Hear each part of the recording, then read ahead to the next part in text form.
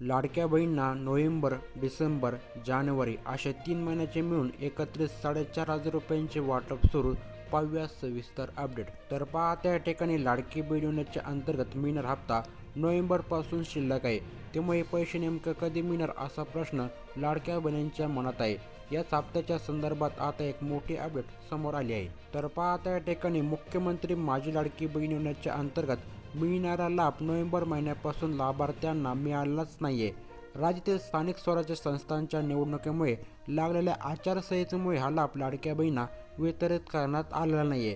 आता या हप्त्याच्या संदर्भात अतिशय महत्त्वपूर्ण अशी अपडेट समोर आलेली आहे. तर पहा मित्रांनो, राज्यात सुरू असलेल्या स्थानिक स्वराज्य संस्थांच्या निवडणुकीमुळे नोव्हेंबरचा हप्ता लांबणीवर गेला आहे. राज्यातील काही नगर परिषद आणि नगरपंचायतींसाठी 20 डिसेंबर रोजी मतदान झाले आहे, तर 21 डिसेंबर रोजी मतमोजणी पण झाली आहे. त्यामुळे आता 22 तारखेनंतर लाडक्या बहिणींना नोव्हेंबर-डिसेंबर हप्ता मिळण्याची दाट शक्यता होती. परंतु त्यामध्ये काय अडचण आली याची माहिती आपण समोर पाहूयात. मित्रांनो, निवडणूक आयोगाने राज्यातील 29 महानगरपालिकांचा निवडणुकीचा कार्यक्रम आता जाहीर केला असून त्यासाठी परत एकदा आचारसंहिता लागू झाली आहे.